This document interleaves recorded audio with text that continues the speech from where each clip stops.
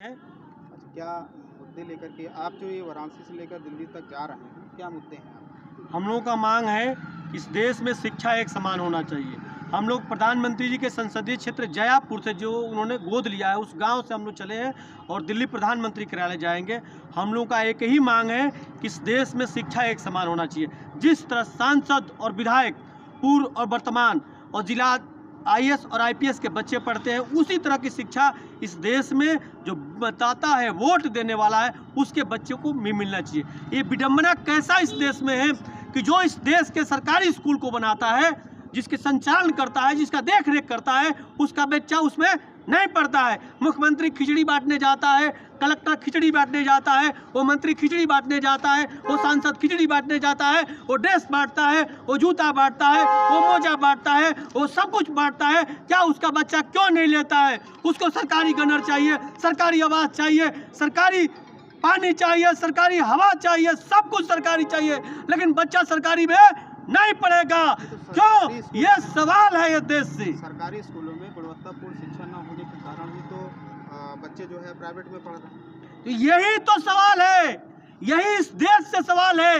ये भगत सिंह का देश में, चंद्रशेखर आजाद, अशफाक उल्लाह खां के देश में ये काले अंग्रेज इस तरह के काम क्यों कर रहे हैं? अंग्रेजों के जाने के बाद इस देश में अधिकारी और नेता ये दोनों काले अंग्रेज हैं। आज उनके साथ दे रहे हैं बड़े लेवल के पत्रकार।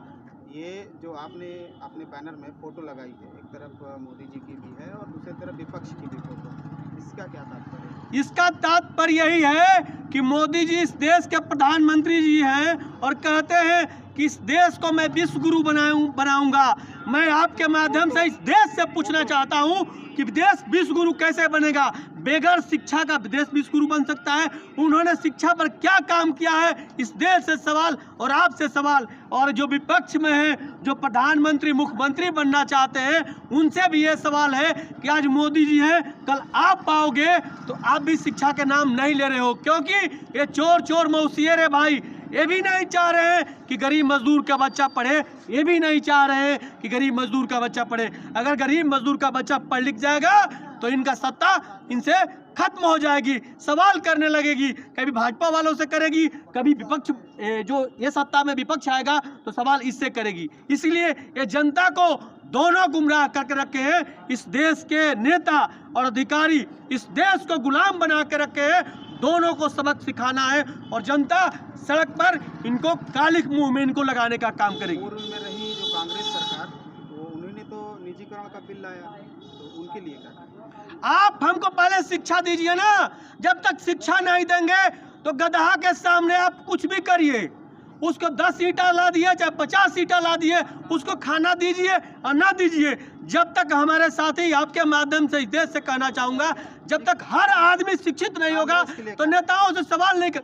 दोनों एक ही हैं। 70 बरस से तो मोदी जी नहीं है ना, 70